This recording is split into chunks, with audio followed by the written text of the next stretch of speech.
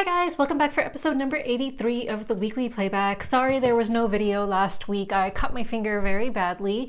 My pinky, not the one that currently has a band-aid on it. That is something that happened today. But last week, I was cutting a melon, and so I had really dull knives for the longest time because I'm like really afraid of always cutting myself because I know I'm very accident prone in general. But I had a couple of friends come over, and multiple people had commented on how dull my knives are, like when I would cook them dinner and they would want to help out with like food preparation and stuff. Like I had multiple people comment on how dull my knives are because I had the same knives for like maybe 7 years and I never sharpened them even once. And that was fine with me, and they weren't like chef grade knives either. These were like cheap knives I just bought from like some store somewhere. But finally I was like, okay, time to upgrade and get some good quality knives because I'm a homeowner now and I like cooking. And so it seemed like time to do that. And oh god, do I regret it, because I was cutting a melon and the knife was so sharp it cut through the outer part of the melon. It was a soft melon, but still, and then it sliced my finger, and yeah, it was just not very good. so it bled profusely for like 8 hours. It just would not stop bleeding for 8 hours, and then finally it stopped bleeding. But yeah, it was in a lot of pain. And then the very next day I hurt my hand, and then I had a really big bruise here for a number of days. But anyway, so here I am. I don't know how many games I'll talk about this week. I might actually leave some out and try to get to them next week because I don't want this video to be super long, and I'm shooting it much later in the day than I typically do. So anyway, with that being said, let's get into the games that I played. Let's talk about Haunted Lands. So this is a game designed by Leonardo Romano, and it's published by Ludus Magnus Studio, and this is going to be their Spiel Essen 2023 release, or at least one of them. This is for 2 to 4 players. Now, Board Game Geek has it listed as a worker placement game. Having played a 3-player game of this last night, I would not classify this as a worker placement game at all. Rather, I would classify this as an exploration game, resource management, and a little bit of action queue selection game. So trying to decide the best way in order to take your actions, because you will have a variety of actions available to you, in order for you to maybe not get the most points, and I will explain why you may not want to get the most points in each round. So this game consists of 3 rounds, and in each round each player is going to have 1 turn. Sorry, 3 turns. So in each round, each player is going to have 3 turns. So this is round 1, and then this shows the turns for round 1, then round 2, and the 3 turns for round 2, and then round 3, and the 3 turns for round 3. And it'll just give you kind of some reminders about each turn within each round, what you might or might not need to do. There will be certain cards above this board. So above the board, you will have a market card, which is going to show you the exchange rate for goods and money in case you want to go to the center tile on the board in order to exchange some goods. You will have a card which will show you how these spirits will affect the game, and I will get into all of that in a little bit. And you will have a reward card in each round. So the reward card will change in each round, and it will tell you how many persuasion tokens you need to make a spirit go away, and I'll get into what that means in a little bit. And after you make a spirit go away, you get to roll the die, and it'll tell you which rewards you get from rolling a die. And at the bottom of the board, you're going to have a variety of lesson cards. These lessons are skills that you can acquire throughout the game by paying the appropriate resources listed in the corner. So you are going to have those at the bottom of this board, and if you're like the first person to acquire that skill, you'll place your cube there and get 4 points, and so on. And this is the point tracker, and each person is going to have their point token on there, their valor tracker, and if you go above 30, then you'll just turn it over, and that also determines who goes first in each round. The player who's farther ahead will go first, and the player who is last in turn order will get to place out the spirits. So let me explain what all of that means. So in the main board, you are going to have the center tile, which is the city, and the very center of the city is where you can exchange goods. So you have to be at the very center location in order to exchange goods. These outer boroughs is where you can buy extra tokens for your their own player board, and I will show you the variety of tokens and the actions you can take in a little bit. And the outer boroughs is where you can also learn new skills. So that's where you're going to buy tokens and learn new skills when you are in one of these boroughs.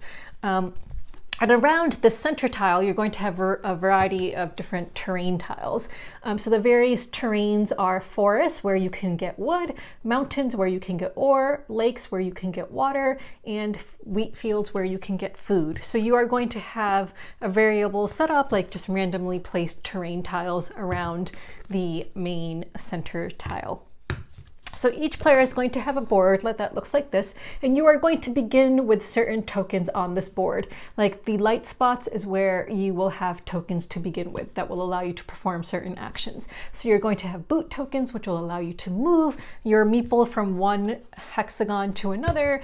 You will have these persuasion tokens, which is how you will scare away certain spirits in order to gain rewards, and you need to get rid of those spirits for a variety of reasons, and I'll get into that in a little bit.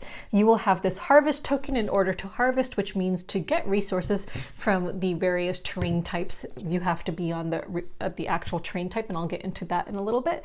And then you have this build action where you will be building these awesome buildings. So the components in this game are really cool. So for example, let me show you a windmill. So here is a screen printed windmill, and at the top of it, there's going to be a little insert for you to place your cube. So you will know who owns each building by placing your cubes in them once you build them. So there are windmills, and windmills will allow you to get, I believe, wheat. There are these buildings which will allow you to get wood. During the yield action, buildings, when you build them, I'll get into this in a little bit, but they give you the resource during yielding, not during harvesting. Harvesting is different. There is this building which can get you ore from the mountains. And then there is this, which is called a, it was an interesting term for this building, something that I'd never heard of before. Let me just try to remember what it's called. Noria. So this will allow you to get water. So this is a Noria. So again, all of these buildings have little spots in them, in the top of them, for you to place a cube. So let me just... All right, so on your turn, you are going to have a variety of actions available to you. And you can do them in any order that you want. But before that happens, at the beginning of each round, the player who is farthest behind in turn order is going to roll this die.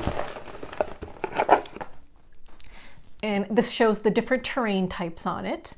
So they're going to roll this, and then whichever terrain type comes up, they are going to place 4 spirits onto those terrain types.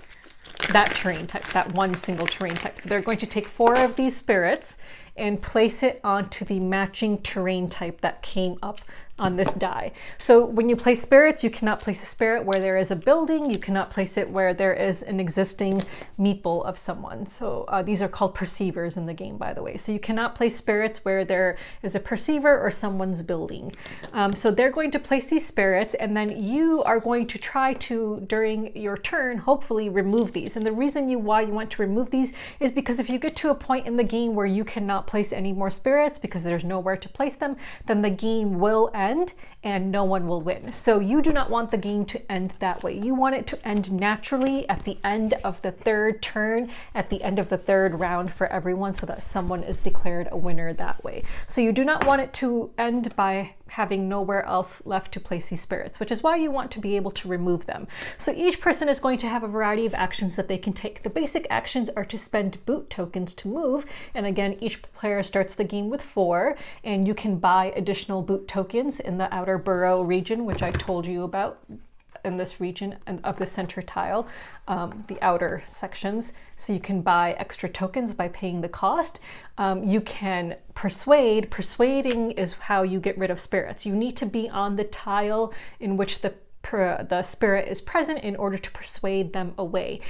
You can harvest. You can only harvest from locations in which there are no buildings and which have not previously been harvested in that round. Because once someone harvests, then you are going to put this token on it, which means it cannot be harvested again. So you can go to a tile a section that does not have that token on it, which means that it has not been harvested from before, does not have a building on it, and has no spirit on it, because you can't harvest if there's a spirit on it. So if you remove a spirit, then you can harvest. So harvesting will allow you to get the resource that is associated with that terrain type. In order to harvest water, you need to be adjacent to the water. You're never going to land on lakes. You can only be adjacent to them in order to harvest water. So you will declare which thing you are harvesting. So for example, if I came to this mountain, I could harvest, I could declare that I'm either harvesting the mountain or for ore, or for the lake for water, if there are none of these tokens on there already. So that is the harvest action. And then there is the build action. So you can build a variety of buildings. And the reason you want to build buildings is because, number one, it will get you points by doing so.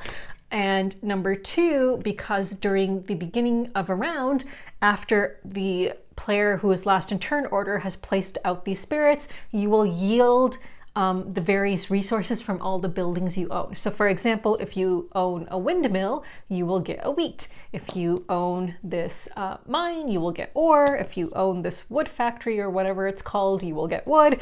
And then if you own this noria, you will get water. So you can only have a maximum of 3 resources of each type. If you have more than that, it will just go to waste. So here is a player aid, which will also show you the cost of building the various buildings on each terrain type. And it will show you how many points you get for building it immediately. So for example, a windmill will cost you 1 water and 1 wood to build. And of course you have to flip your build token in order to build. So again, everyone starts with 4 boots, 1 persuasion, 1 harvest, and 1 build token. And you can buy more at the burrows if you need to, if you have money. And how do you get money? Again, by turning in resources for money in the center of the center tile.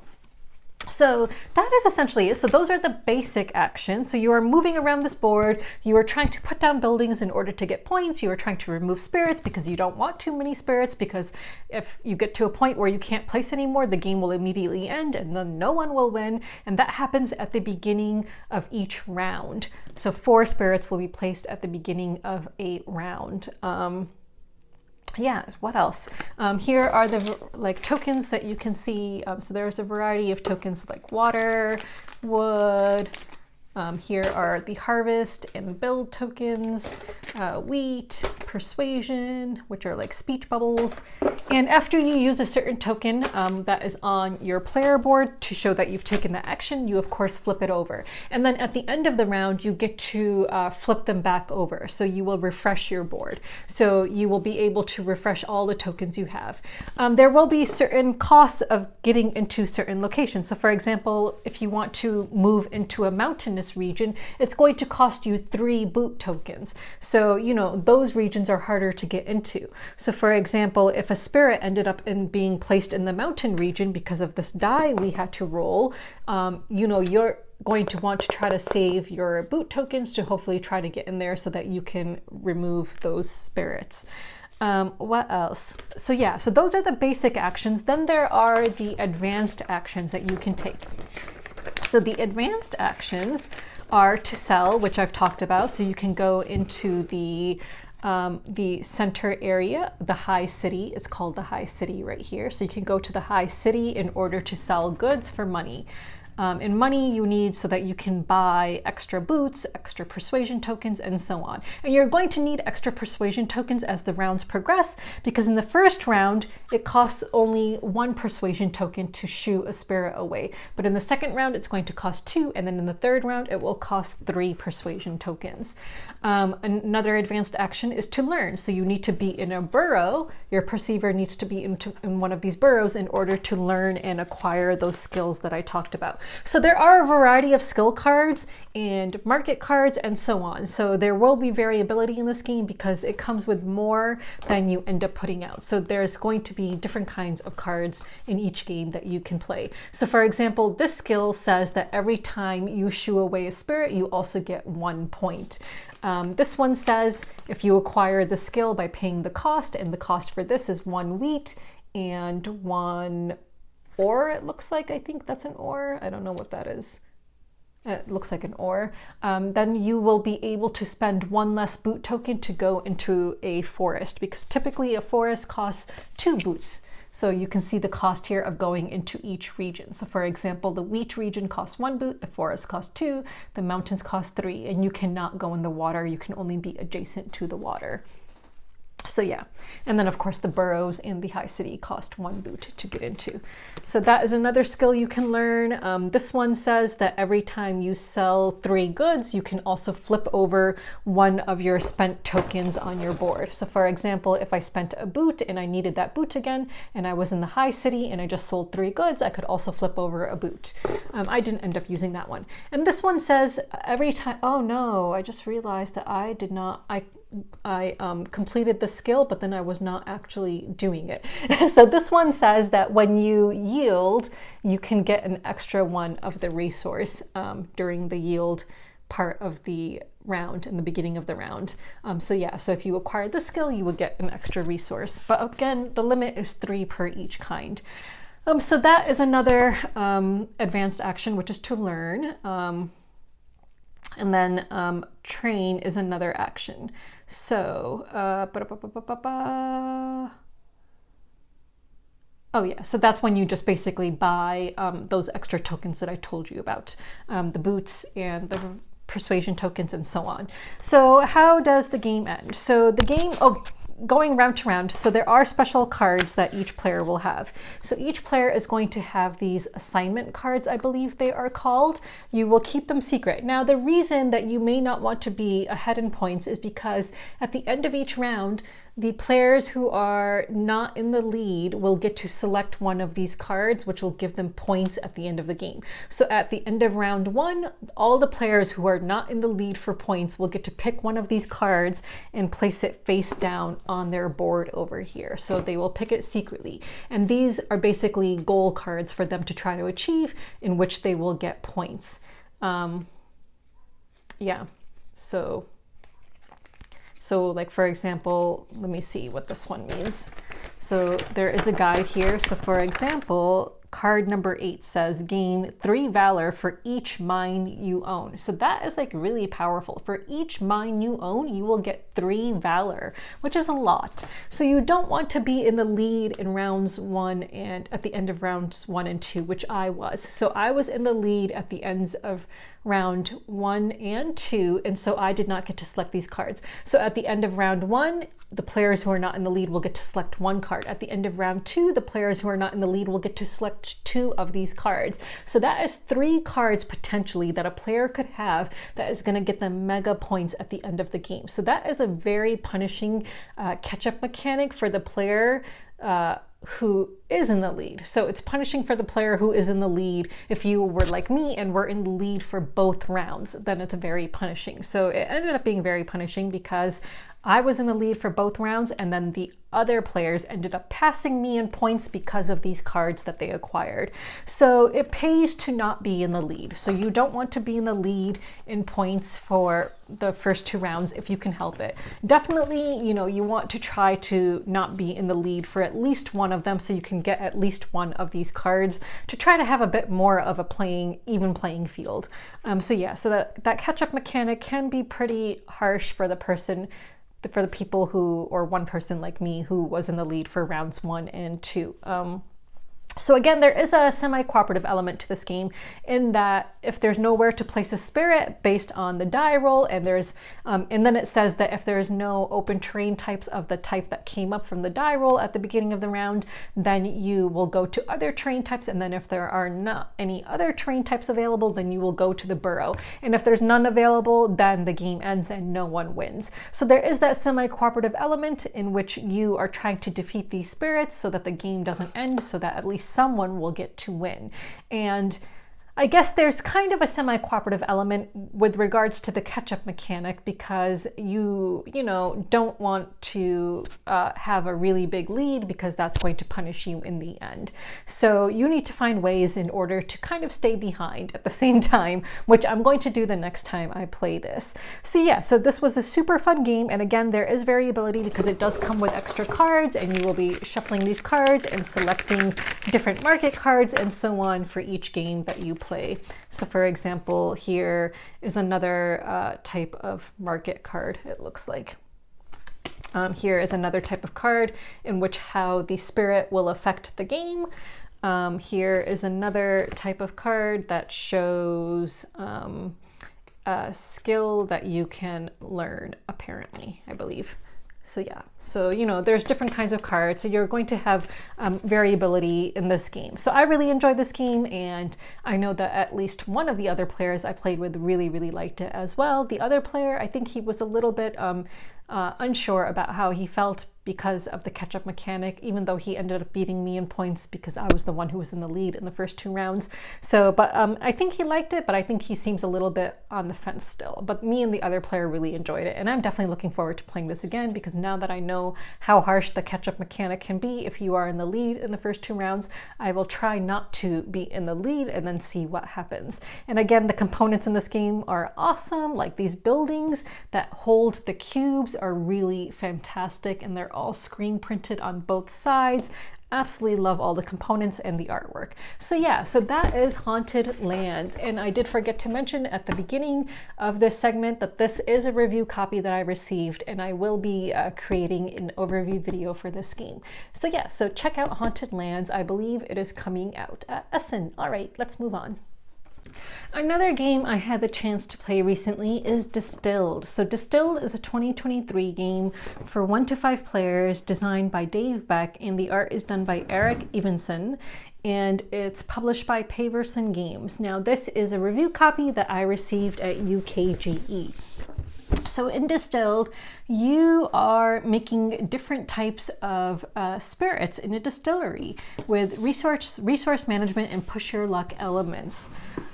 So there is a lot in this box. Let me see. It might just be better if I just post pictures rather than try to show everything. But here is what a player board is going to look like. So you are going to have your pantry, where you will be storing some ingredients, a storeroom where you will be storing various types of bottles and metal containers in which you need in order to make the various types of alcohol. And then here is a warehouse. So if you are aging certain spirits, you'll be putting them into a warehouse. And then you have your distillery here. So you have your worker that you begin with, and then you can acquire upgrades throughout the game. And then up here, you are going to be placing the alcohol tokens of the alcohols that you have created. And each time you create an alcohol and sell it, you get a bonus. You put it over the location of the bonus that you want that round.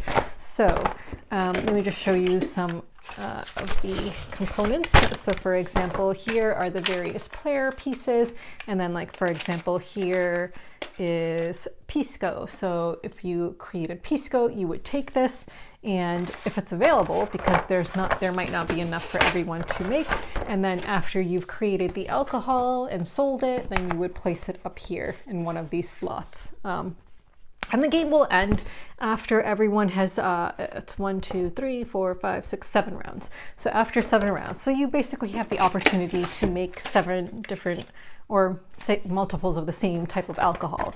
There is this tracker. So this is where you will be keeping track of points as you go along. And here is a round tracker. At the end of the 3rd round, you remove one of your own personal like goal cards or whatever.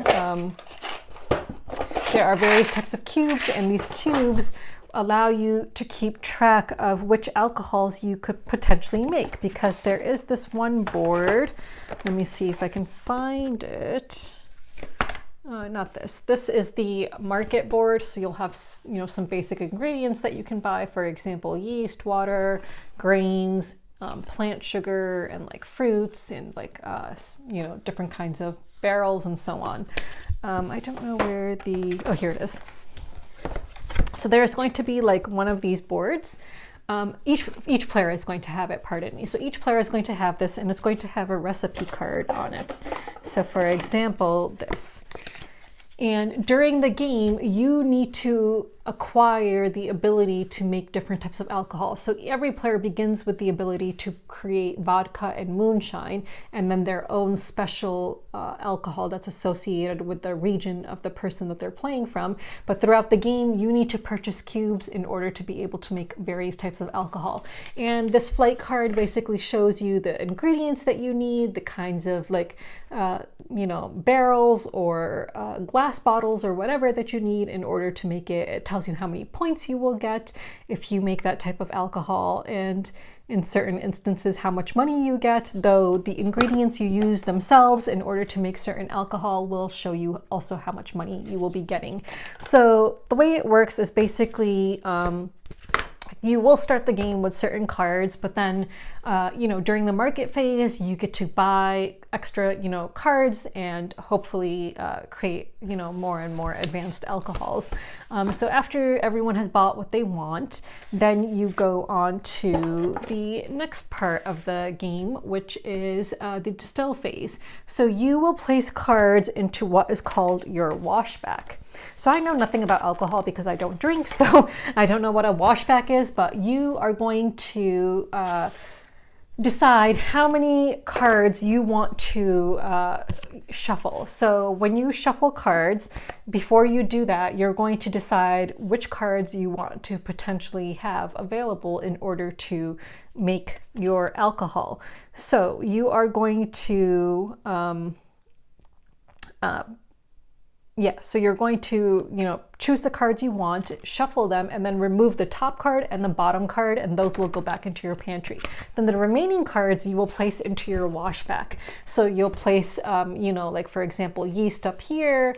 I don't remember what goes in this middle section, but there's like water here. Oh, in the middle section it's grains, fruit, or whatever, plants, and then in the top section is yeast. So, you need various ingredients to make different types of alcohol. So then you will look at what you have and which type of alcohol you could potentially make from this. And then you will see, based on the various ingredients you have, how many points in money you will earn. So for example, if this plant sugar was in the alcohol I just made, it's almond potatoes, it's a signature item, then I would get 4 points and 2 money. So you're going to add up all the money and all the points from all the ingredient cards that were used to make a certain type of alcohol. And then of course you take the alcohol token and then you get to place it somewhere on your board in order to get a bonus at the end of that round. In the instance that multiple players want to create a certain type of alcohol, but there's only one alcohol token of that kind left, then you decide in turn order. So then you look at turn order to see who gets it. But otherwise, you can just do all of this simultaneously. If you decide to age alcohol, because certain alcohol does need to be aged, and again, this sheet will show you that, then you place it into the warehouse of your board, and you will take a flavor card and add a flavor card to it, and place it over here with all of the ingredient cards, and so you can't sell it until a subsequent round.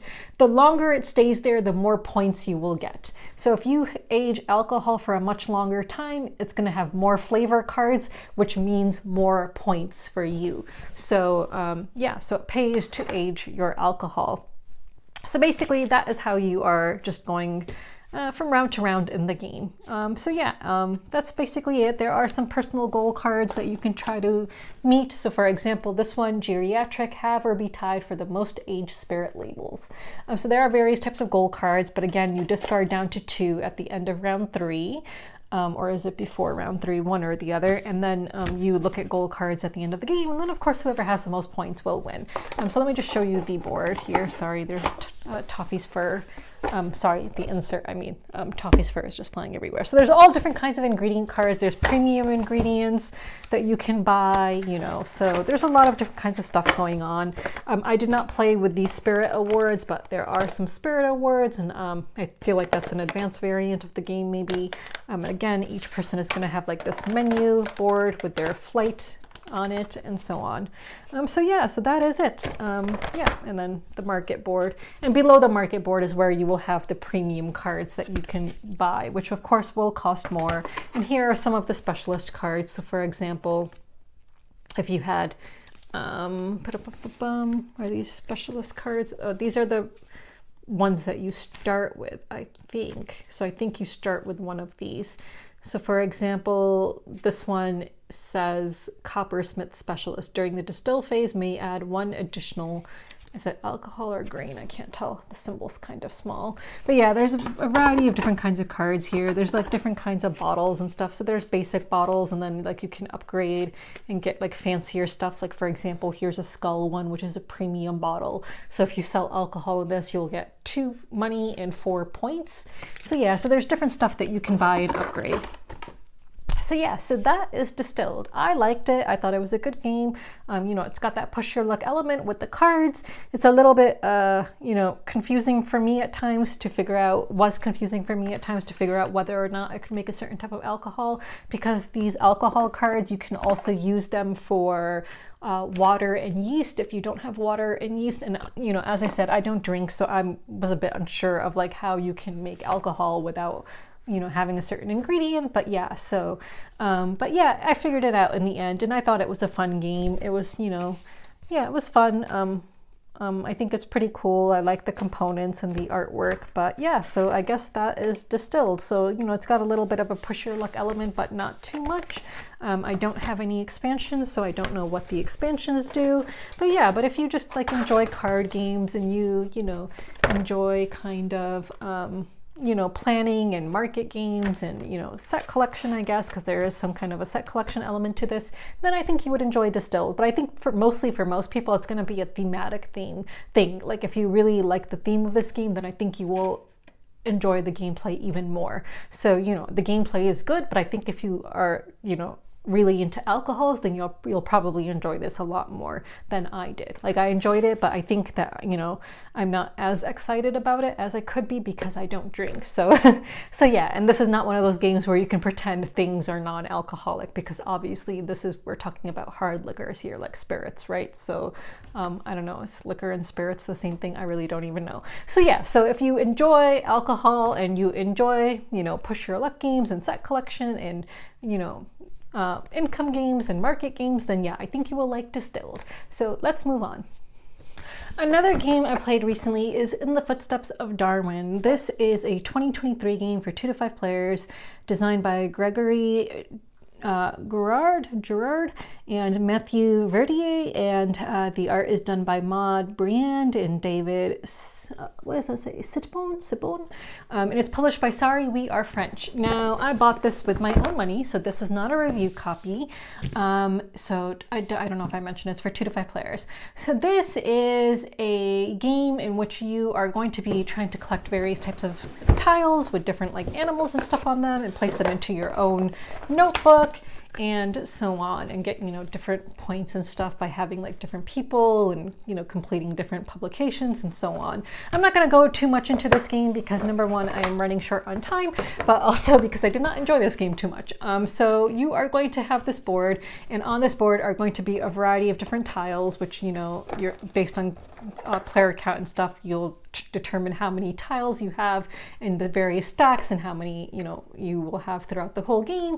But tiles will show you like you know, the animal type, it'll show you which continent it's associated with up here, and it'll tell you what you might get, like if it's an end game thing or an immediate reward of some kind if you place it into your own notebook. So you are going to have the beagle, which is going to move around this board, and when the beagle at the start of your turn is in a certain row or a column, you will take a tile from that row or column, and then depending on which one you took, that's how many spaces you'll move. So for example, if I took the second tile in, I would move it 2 spaces, and then for the next player, that's where it would be, and you of course replenish. Over here, you're going to have like different kinds of tiles like this, which you'll be able to collect throughout the game, which, you know, will give you end game points and stuff. So for example, this says for all the birds you have, you'll get like an additional point or whatever.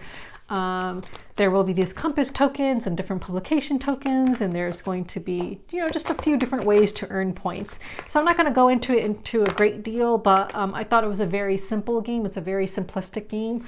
I got this game because I, you know, saw that it had really great reviews. Like the rating on BGG is 7.6. You know, I can understand that rating if it's, you know, people who have kids and who enjoy mostly family weight games who are giving it that rating. I personally would not rate it that high. So as someone who, you know, considers herself a seasoned gamer, I thought it was a bit too simplistic for me, and I could not see myself wanting to really play this again. I think it's a great game to bring out if you want to introduce new players to some basic, very basic game mechanics, like grid coverage, like moving around a boat, and just trying to fulfill different end game goals based on the different ribbons and stuff you have. But it's super basic, like really, really basic, and I cannot see myself really wanting to play this again. So I think it's going to go to the cull pile. I'm a bit sad that I spent money on it based on the rating on BGG. Like, I really thought I would love it, but unfortunately it was just too late for me. So I don't see myself playing it again. But it's, got really nice components, and if you are looking for a great gateway game for non-hobby gamers, then I think it's a really great game for that reason. So yeah, I would check it out if you have, kids, or you want a game that you can introduce to non-hobby board gamers. So let's move on. I'm very briefly going to talk about Globetrotting. So Globetrotting is a 2023 game from Road to Infamy Games. It is for 1 to 4 players, designed by Jeff Chin and Andrew Nerger, and the art is done by Nilanjan Malakar. So this is essentially a flip and write game. So it's a flip and write game with these globes that you are drawing on. So I won't go into too much detail, but you're going to, at the beginning of each turn, have 3 destination cards flipped over, and at the beginning of the game, you're going to start with 3 destinations marked on your globe. So you're going to have a spring destination, a fall destination, and a summer destination. So the starting point for spring will be a clover, for a fall it will be a leaf, and for summer it will be the sun. And then you're going to basically draw a line from one of those locations to a new location on each turn. And you can decide which line you want to continue with, like spring, fall, or summer. So each round, a new set of 3 cards is going to be flipped over, and you decide where you want to go. And you're going to be measuring the distance between the location that you are going to and the one you started from, and you're going to be writing these numbers down in your passport. And you don't want that number to be too high, because the lower it is, the better for you, because you will get some points from that at the end. But the main way to get points is basically to try to fulfill various objectives. There are some common objectives, and then there are some personal goals you have. I fulfilled the common ones, which I was the first one to do those for both of them. So I got 12 points that way, 6 for each. And then there are also some shared kind of objectives, which are called like travel buddy points, between you and a neighbor on each of your sides. And if you happen to go to the same destination from the same route, so spring, summer, or fall, in a certain round, then you get a point for that. So it kind of like pays to ask your neighbor, hey, are you going to this destination for spring, like with the 3 cards that come up? And if they are, then you will get a point for that. So if you can fulfill all 3 lines between each neighbor, that's going to give you a total of 6 points. I managed to get 5 points that way, I think. So there was one line that I did not complete with one of my neighbors. So yeah, so that is essentially the game. It's really just a flip and write with like globes, which, are kind of gimmicky, I guess, because, they're cool. Like, they're these like plastic globes, and you can just kind of move them around and draw. But honestly, I just, given the cost of the game and everything, I just don't think it would be worth it, because essentially it's just a flip and write, just with globes. So if you enjoy flip and writes, and I guess if you really like globes, then I think it's worth checking out. Otherwise, I do think it's a pretty expensive game for what it is. And it's going to be expensive because of those globes, but the gameplay itself, I don't think it, the cost is justified. Of course, the cost is justified because of the components in it, I guess the globes, but that's not going to make up for a game that is essentially just a flip and write without too much else going on. So for me, it's not a game that I feel I need to add to my collection.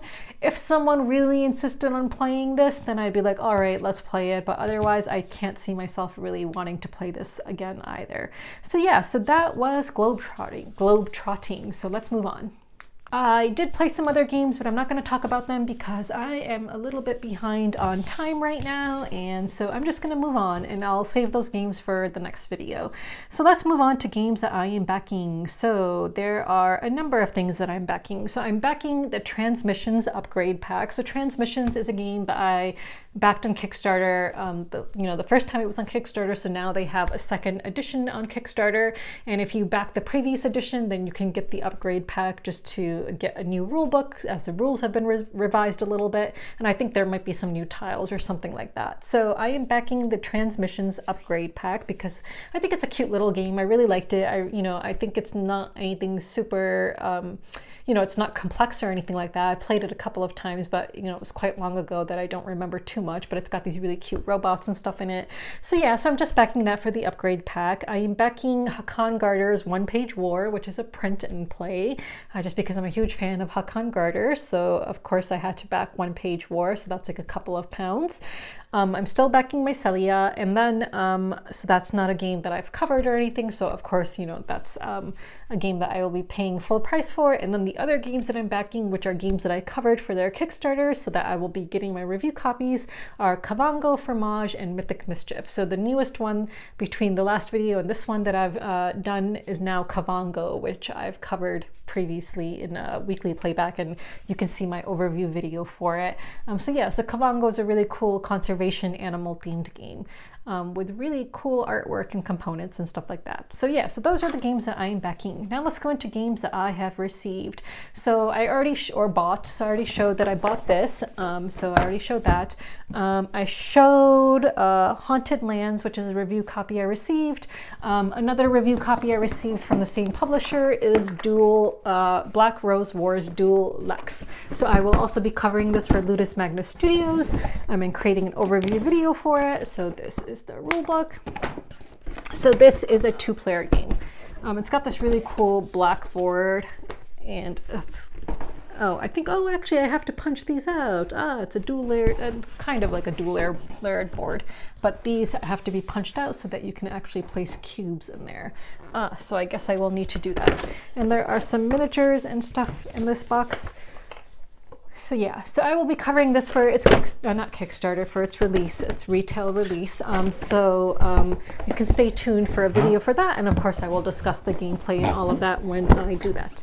Another game that I bought recently is Tribes of the Wind, because I got this from Barnes & Noble because I had some store credit, and they had a 20% thing off for members. So I was able to get this for like $30 from Barnes & Noble because of my membership and some store credit and a coupon. So Tribes of the Wind is a game that I've heard a lot about, so I've been really curious to try it. It comes with like these card holders, I think. It has these various player boards, really cool artwork. Is it Vincent Dutrait? I think it might be, right? It kind of looks like Vincent Dutrait artwork. And then it's, of course, there's all kinds of components and cards and stuff in this game. So So I've heard a lot of great things about this game, so I'm really looking forward to playing this. So this is a game I bought recently. Sorry, I know I'm just rushing through this. Another game that I received recently is my production copy of Moon, which of course I'm super excited about. Moon, that's what happens when you rush. Of course, all the cards are sleeved, so I got the deluxe version with all the sleeves and stuff.